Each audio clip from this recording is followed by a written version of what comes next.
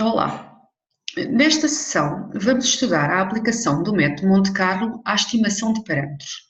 Muitos dos parâmetros de interesse em estatística são definidos por integrais. Por exemplo, a média de uma variável aleatória contínua é igual ao integral no suporte da variável aleatória da função que consiste no produto de x pela respectiva densidade que aqui representamos por p de x. Por outro lado, se x é uma variável aleatória, que toma valores em R, e g é uma função real de variável real, então g de x também é uma variável aleatória que tem o mesmo suporte da variável x. Assim, o valor esperado, ou média de g de x, é igual ao integral no suporte da variável aleatória da função que neste caso será o produto de g de x pela respectiva densidade, ou seja, pela função p de x. Neste slide, recorda-se ainda que a variância de x e a probabilidade de x ser inferior a um dado valor A são também definidos por integrais. O problema com que nos deparamos quando pretendemos calcular estes parâmetros prende-se com o facto destes integrais nem sempre se conseguirem resolver analiticamente, pelo que temos que recorrer ao cálculo de valores aproximados. O método Monte Carlo é precisamente uma técnica que permite obter valores aproximados para este tipo de parâmetros.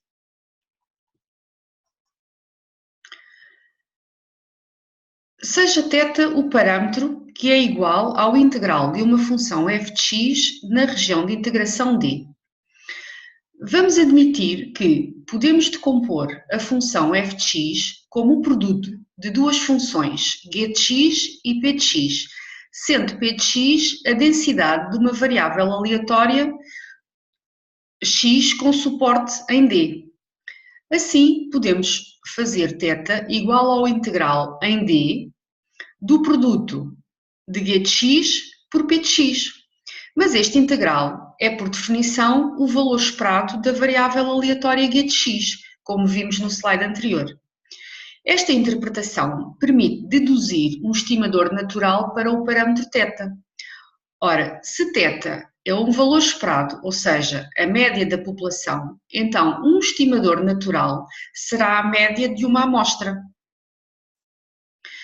Assim, se tivermos uma amostra da variável aleatória x, digamos x1, x2, xn, então podemos calcular para cada xi, podemos calcular para cada xi a sua imagem por g e ficamos com uma amostra da variável aleatória g de x. O estimador de Monte Carlo para θ, que vamos denotar por θ chapéu, é então a média da amostra de g de x, ou seja, somamos g de xi com i a variar de 1 até n e dividimos por n, sendo n a dimensão da amostra. O resultado teórico que suporta a qualidade deste estimador é a lei dos grandes números, que estabelece que, se tivermos uma sequência de variáveis aleatórias, independentes e identicamente distribuídas, então a média amostral dessa sequência converge para a média da população quando a dimensão da amostra converge para infinito. Ou seja, quanto maior a dimensão da amostra que considerarmos, mais próximo estará o valor estimado por Monte Carlo do verdadeiro valor do parâmetro. Vejamos agora dois exemplos de parâmetros que podemos estimar por Monte Carlo. Nos dois exemplos, consideramos uma mesma variável aleatória x que tem distribuição exponencial de parâmetro 3 e consideramos a função real de variável real g de x igual a e elevado a menos x quadrado. O primeiro parâmetro de interesse é o valor esperado da variável aleatória g de x. O valor esperado é, por definição, o integral entre 0 e mais infinito do produto de g de x pela densidade da distribuição exponencial, que é 3 vezes e elevado a menos 3x, porque estamos a considerar a distribuição exponencial de parâmetro lambda igual a 3. Na verdade, não podemos calcular este parâmetro θ analiticamente porque a função que teríamos de integrar não tem primitiva explícita.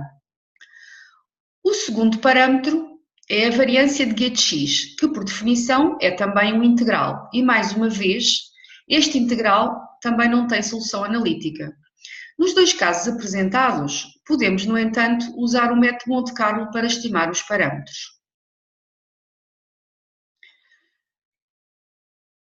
Geramos uma amostra da variável aleatória de x, ou seja, em ambos os casos, começamos por gerar uma amostra de uma variável aleatória com distribuição exponencial de lambda igual a 3, que denotamos por x1, x2, xn. No primeiro caso, aplicamos a função g de x, que é igual a e elevado a menos x quadrado, a cada elemento desta amostra, obtendo assim uma amostra g de x1, g de x2, g de xn, da variável aleatória g de x, sendo g de xi precisamente igual a e elevado a menos xi ao quadrado.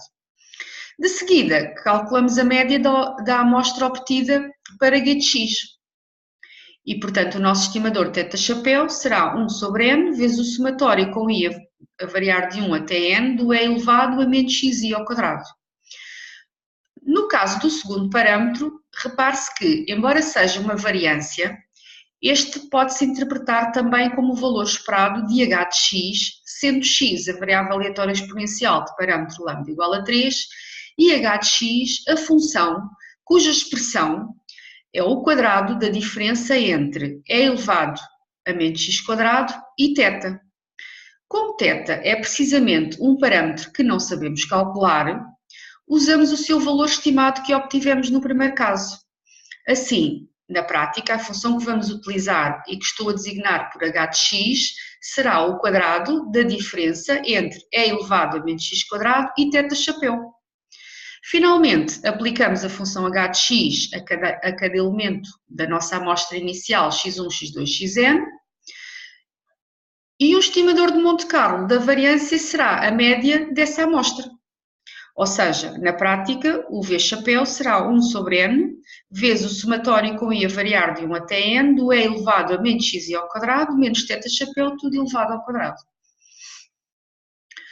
Já vimos que os fundamentos do método Monte Carlo se baseiam na lei dos grandes números.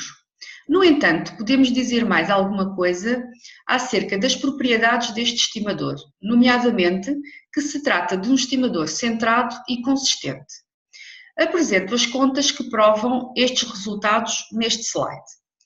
Das contas para provar que o estimador é centrado, usamos duas propriedades, que o valor esperado da soma é a soma dos valores esperados e que as observações da amostra são identicamente distribuídas, pelo que o valor esperado de xi, de g de xi, é igual ao valor esperado de g de x para todo o i.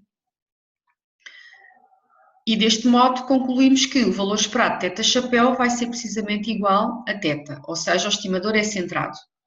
No caso da variância, o facto de as observações da amostra serem independentes e identicamente distribuídas permite-nos concluir que a variância de θ-chapéu é igual à variância da variável aleatória g de x dividida por n.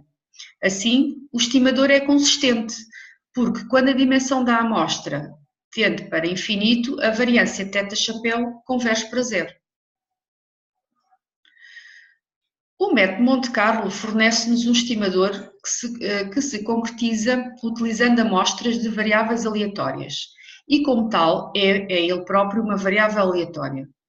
Já vimos que o estimador é consistente, no entanto apresenta variabilidade, que será tanto maior quanto menor for a dimensão da amostra utilizada. Pelo que, quando utilizamos um estimador de Monte Carlo, devemos também apresentar uma estimativa da sua variabilidade. A variabilidade é medida pela variância do estimador. A variância do estimador é, por definição, um integral, que em princípio não sabemos avaliar analiticamente. Assim, o que se apresenta na prática é também um estimador de Monte Carlo da variância, ou então do desvio padrão. Tendo em conta o integral que avalia a variância, o estimador de Monte Carlo para a variância pode ser 1 a dividir por n, vezes a média da amostra, que calculamos aplicando à mesma amostra, x1, x2, xn, que utilizamos para calcular θ-chapéu. A função que é igual ao quadrado da diferença entre g de x e θ-chapéu.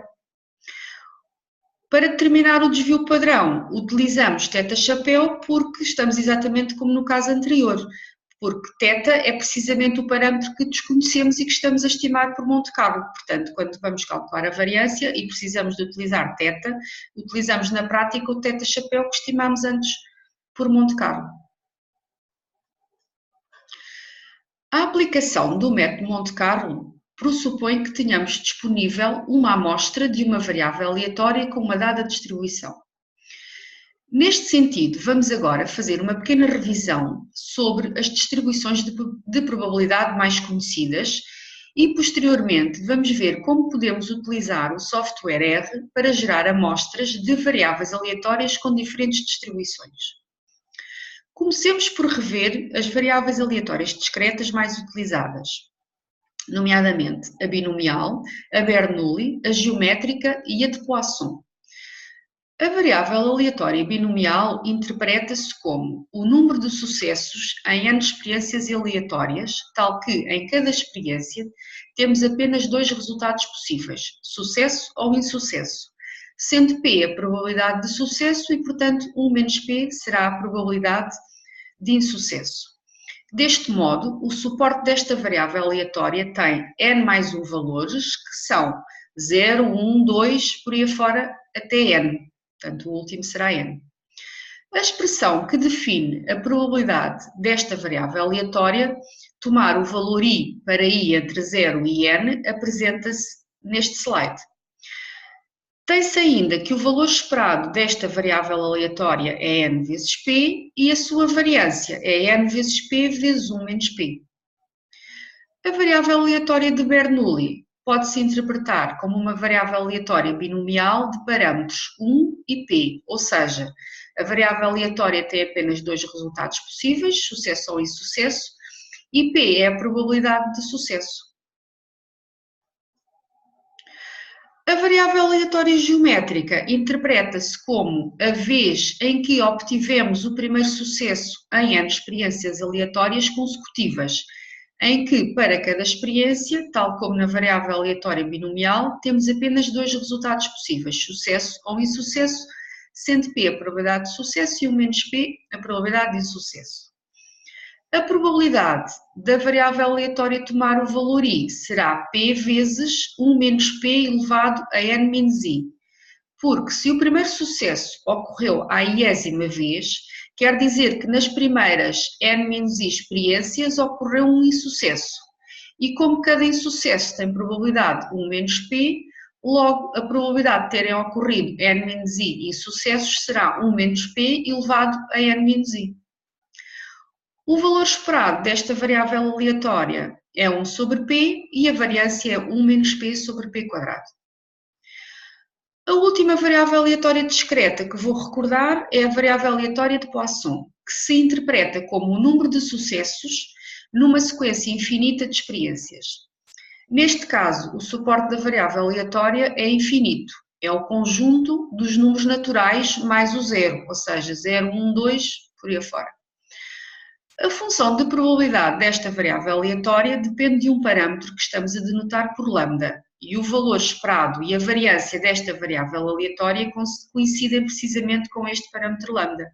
Ou seja, dada uma variável aleatória de Poisson de parâmetro lambda, esperamos que em média ocorram lambda sucessos. Relativamente às variáveis aleatórias com suporte contínuo, vamos recordar a uniforme, a exponencial, a normal e a gama. A variável aleatória uniforme tem como suporte um intervalo limitado e a função densidade é constante. Tendo em conta as expressões que podem ver no slide, para a função densidade e para a função de distribuição, chama a atenção que, no caso particular em que o suporte da variável aleatória uniforme é o intervalo 0, 1, a função densidade da variável aleatória é a função constante igual a 1, porque no denominador da densidade vamos ter 1 menos 0, dado que B é igual a 1 e A é igual a 0. E a probabilidade da variável aleatória tomar valores menores ou iguais a um dado x, ou seja, a função de distribuição avaliada em x é precisamente x. Se substituirmos na expressão do f de x, para o caso em que é uma uniforme no intervalo AB, se substituirmos o A por 0 e o B por 1, vem que f de x é precisamente igual a x. Em relação à variável aleatória exponencial, esta tem suporte no intervalo ilimitado 0 a mais infinito. Apresentamos a expressão da função densidade, de probabilidade e a função de distribuição. Portanto, a função de densidade é lambda vezes e elevado a menos lambda x e a função de distribuição é 1 menos e elevado a menos lambda x. Ambas as funções dependem de um parâmetro lambda. Este parâmetro é precisamente o inverso do valor esperado ou média da variável aleatória. Para terminar esta pequena revisão das variáveis aleatórias mais utilizadas, relembro a expressão da função densidade de uma variável aleatória normal de parâmetros μ, sigma quadrado, sendo μ o valor esperado e sigma quadrado a variância. Por curiosidade, repare-se que, se quisermos avaliar a probabilidade da variável aleatória tomar valores inferiores a um dado elemento x no suporte, ou seja, se quisermos determinar o valor da função de distribuição em x, teríamos de resolver um integral cuja função integranda seria e elevado a menos x menos μ ao quadrado a dividir por 2 sigma quadrado. Esta função não tem primitiva explícita, pelo que não se pode resolver analiticamente este integral. Ora, o método Monte Carlo podia precisamente ser utilizado para estimar o integral, ou seja, para estimar o valor da função de distribuição da normal num dado elemento x que esteja no seu suporte. Apresento ainda a função densidade e função de distribuição da variável aleatória gama. Gama é uma variável aleatória que depende de dois parâmetros alfa e beta. No entanto, só irão utilizar este tipo de variável aleatória nas duas unidades de aprendizagem que serão lecionadas pela professora Isabel Natário, pelo que não me vou alongar mais nesta distribuição.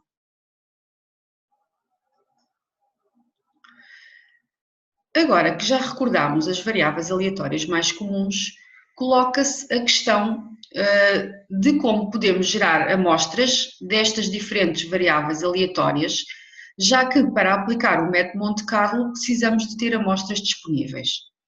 Vamos então falar um pouco sobre a geração de amostras de variáveis aleatórias. Existem diversos métodos que permitem gerar amostras de variáveis aleatórias. Vou apenas discutir um desses métodos e depois faço uma revisão dos comandos do software R que permitem gerar amostras das variáveis aleatórias com as distribuições mais comuns. Podem encontrar outros métodos de geração de variáveis aleatórias, por exemplo, no livro do Ross, que está na bibliografia. O método para gerar variáveis aleatórias que vou apresentar é o método da transformação inversa, que permite gerar variáveis aleatórias a partir de uma amostra de variáveis aleatórias uniformes no intervalo 0,1. Ou seja, partimos do pressuposto que sabemos gerar variáveis aleatórias uniformes no intervalo 0,1 usando o comando do R.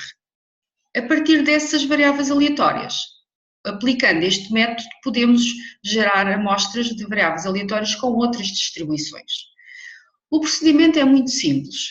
Geramos uma variável aleatória uniforme no intervalo 0,1 e aplicamos a função inversa da função de distribuição da variável aleatória que queremos gerar. Ou seja, se o f maiúsculo é a função de distribuição da variável aleatória x, para gerar uma observação desta variável aleatória, geramos uma variável aleatória uniforme, digamos u, e depois calculamos f menos 1 de u. Para mostrar que a variável aleatória determinada deste modo, ou seja, x igual a f menos 1 de uma uniforme, tem distribuição f, vamos calcular a probabilidade de x ser menor ou igual a um dado x e ver que dá precisamente f de x. Escrevemos probabilidade de x ser menor ou igual que x. e substituímos x por f-1 de u. De seguida, aplicamos a função f a ambos os termos da desigualdade. A desigualdade não se altera porque f, sendo uma função da distribuição, é uma função crescente. Assim, ficamos com probabilidade de u ser menor ou igual que f de x. O que sabemos ser igual a f de x porque u tem distribuição uniforme no intervalo 0, 1. Já tínhamos referido anteriormente que a probabilidade de u ser menor ou igual que x é igual a x quando u é uma variável aleatória uniforme no intervalo 0, 1. E deste modo fica demonstrado este resultado, ou seja, o método da transformação inversa. A variável aleatória exponencial de parâmetro lambda pode-se gerar de um modo muito simples utilizando este método, ou seja, o método da transformação inversa. No caso da variável aleatória exponencial, podemos facilmente calcular a função inversa da função de distribuição. A função densidade da exponencial tem a expressão lambda vezes e elevado a menos lambda x. A função de distribuição correspondente tem a expressão 1 menos e elevado a menos lambda x. E a função inversa da função de distribuição é dada por menos 1 sobre lambda logaritmo de 1 menos x. Quando queremos gerar uma amostra da variável aleatória exponencial de parâmetro lambda, começamos por gerar uma amostra de uniformes no intervalo 0, 1 e depois aplicamos f-1 às uniformes e obtemos assim uma amostra da exponencial. Para gerar uma amostra de uniformes no R, utilizamos o comando apropriado. O comando para gerar uma variável aleatória com distribuição uniforme no intervalo 0, 1 é o comando run runif. Entre parênteses, colocamos a dimensão da amostra que queremos gerar e depois aplicamos f-1 às uniformes e obtemos uma amostra da exponencial. Neste slide apresento ainda outro exemplo. A variável aleatória tem suporte no intervalo 0, 1 e a função densidade é dada por 3 vezes x ao quadrado.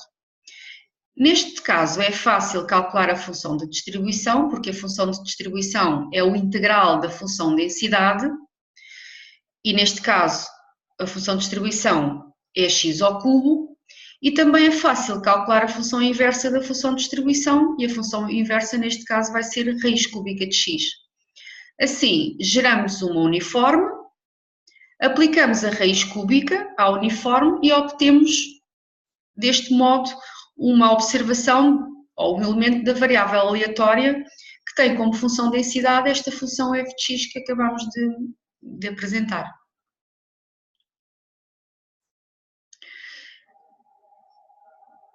Nestes slides apresento agora os comandos do R que geram variáveis aleatórias com distribuição normal, gama e exponencial respectivamente.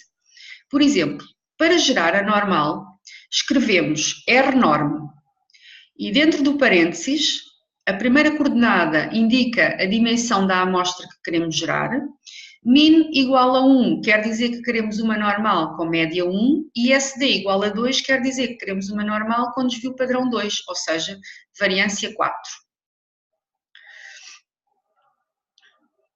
Temos ainda depois os comandos para gerar a gama, e o comando para gerar a gama é R gama com 2 M's.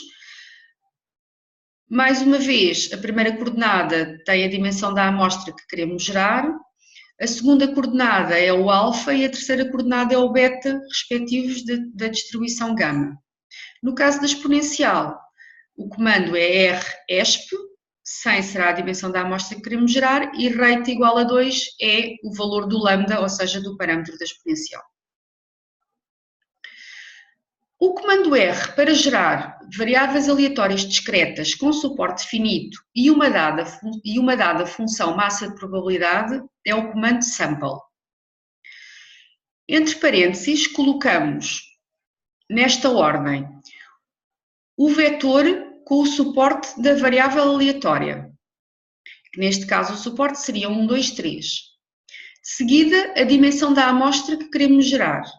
Depois, escrevemos replace igual a true e, finalmente, escrevemos um vetor que tem a probabilidade que nos dá a probabilidade de cada elemento no suporte.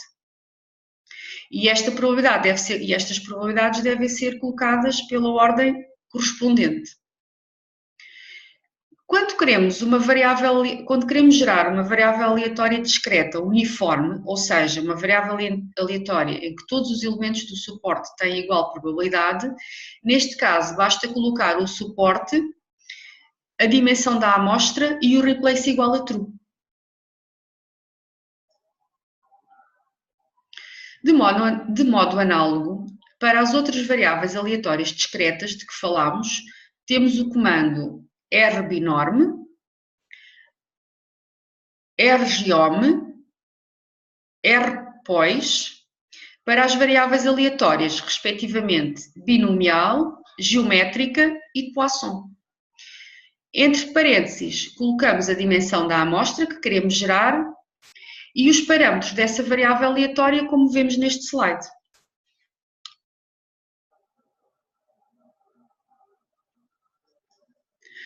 Vamos agora implementar dois exemplos do método Monte Carlo no R. No primeiro exemplo, queremos estimar a média da variável aleatória g de x, sendo que x é a variável aleatória exponencial de parâmetro lambda igual a 3 e g de x, a função, é elevado a menos x². Para estimarmos este valor esperado, geramos a variável aleatória x, de seguida aplicamos a função g à amostra e calculamos a média dessa amostra.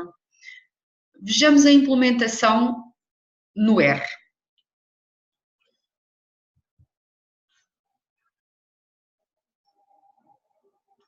Então, começamos pelo algoritmo.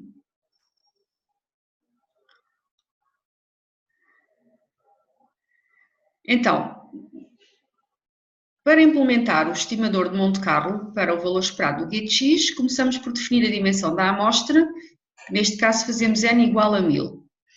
A seguir, definimos um vetor, a que estou a chamar x, que está vazio e que tem a dimensão da nossa amostra. Depois, definimos a função g, que é a nossa função é elevado a menos x². Portanto, chamamos-lhe g vai ser uma function, a variável da função é x e depois dentro das chavetas definimos a expressão da função, que neste caso é exp de menos x vezes x. De seguida, fazemos um ciclo for para preencher o nosso valor x, ou seja, a amostra da variável aleatória exponencial de parâmetro lambda igual a 3.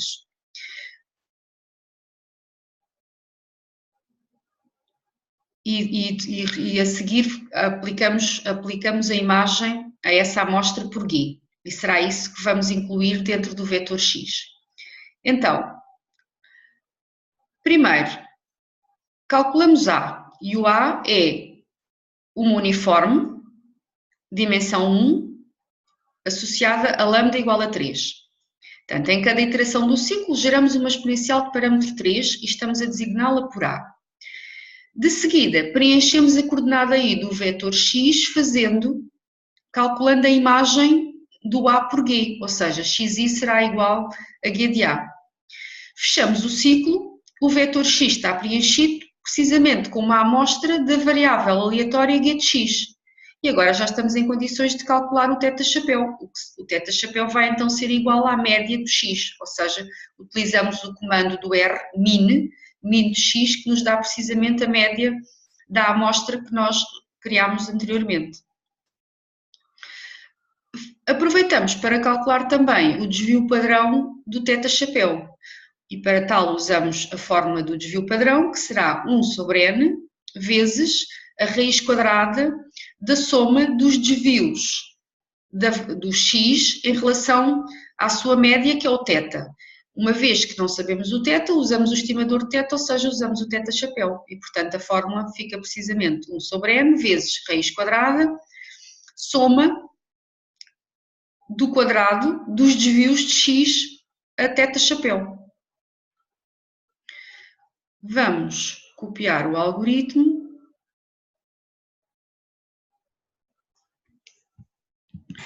e vamos colocar no R. E, portanto, vamos correr o algoritmo. E o que temos precisamente aqui é o θ-chapéu estimado, 0,8597.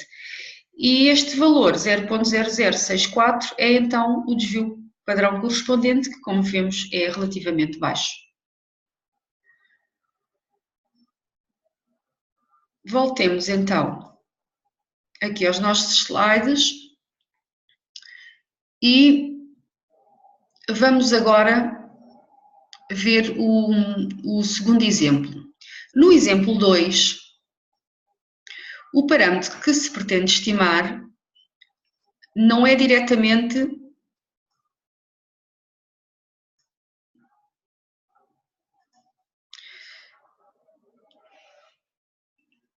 aqui temos o exemplo 2, e no exemplo 2 o parâmetro que se pretende estimar não é diretamente um valor esperado.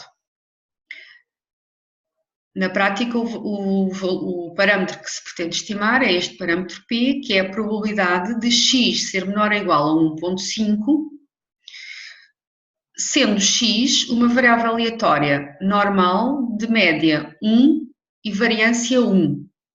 E, portanto, a probabilidade de x ser menor ou igual que 1,5 é, na prática, o valor da distribuição da normal de parâmetros 1 avaliada em 1,5. Portanto, na verdade, este parâmetro não é um valor esperado.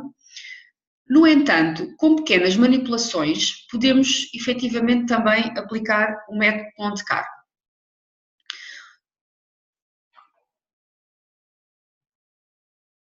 Recordemos que o integral que define a função de distribuição da normal não tem solução explícita. E, portanto, o integral correspondente a este parâmetro tem os extremos de integração a variar entre menos infinito e 1,5.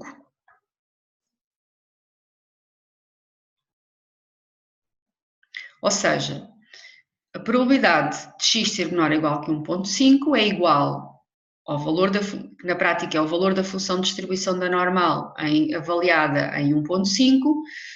Por definição, seria o integral entre menos infinito e 1,5 da função densidade da normal. E, portanto, como tinha dito, o integral correspondente a este parâmetro tem os extremos de integração a variar precisamente entre menos infinito e 1,5. No entanto, usando a função indicatriz do intervalo de menos infinito a 1,5, podemos estender os limites de integração deste integral ao suporte da variável aleatória normal, que é todo o conjunto dos números reais. Ou seja, o integral de menos infinito a 1,5 consegue-se escrever como integral de menos infinito a mais infinito se utilizarmos a função indicatriz. A função indicatriz do intervalo menos infinito a 1,5 é a função que vale 1 quando x é menor ou igual que 1,5 e vale 0 se x é maior do que 1,5. Deste modo, o parâmetro P pode ser interpretado como o valor esperado da variável aleatória h de x, sendo h agora a função indicatriz e x a variável aleatória com distribuição normal com média 1 e desvio padrão 1. Tendo o parâmetro P escrito como um valor esperado, já podemos utilizar o método Monte Carlo para estimar o parâmetro. Vamos então ver agora a implementação em R.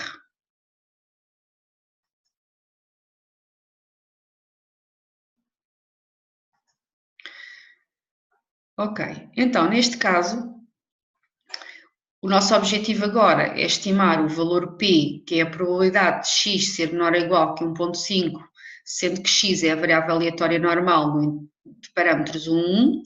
Vamos seguir os mesmos passos do exemplo anterior, mas agora a função que definimos é a função indicatriz e usamos o comando correspondente para gerar uma variável aleatória normal com média 1 e desvio padrão 1, que é o R norme. Então, começamos por fixar a dimensão da amostra que queremos gerar. Agora, vamos definir um vetor a que chamamos amostra e que será um vetor para já vazio com dimensão n, e vamos preencher e vamos a seguir construir um vetor que vamos chamar amostra normal, que será R norme, n min igual a 1, SD igual a 1. O que é que isto quer dizer? Quer dizer que estamos a preencher este vetor amostra normal com uma amostra de dimensão 1000, que é o nosso n, de uma variável aleatória com média 1 e desvio padrão 1. A seguir, vamos aplicar a função indicatriz a este vetor a que chamamos amostra normal. E para definir a função indicatriz temos que pôr um if, porque neste caso a função indicatriz será: se x for menor ou igual que 1.5, a função vale 1. Else, ou seja, se não, a função vale 0.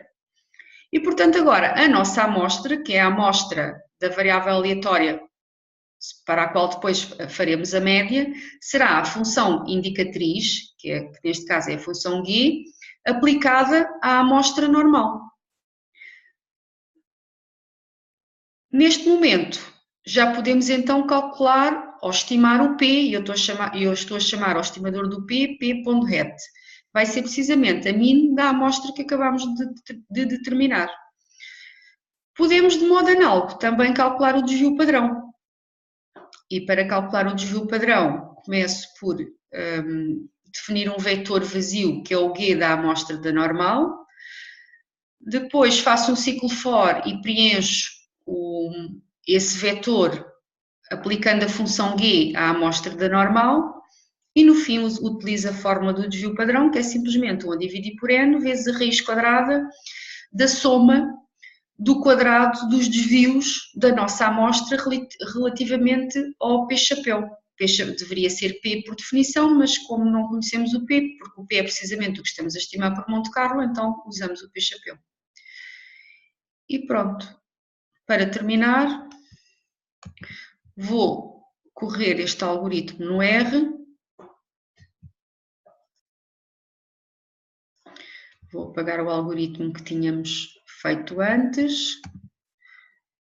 E temos assim uma estimativa para o nosso P. E a estimativa para o P é 0.69 e o desvio padrão desta estimativa é 0.046.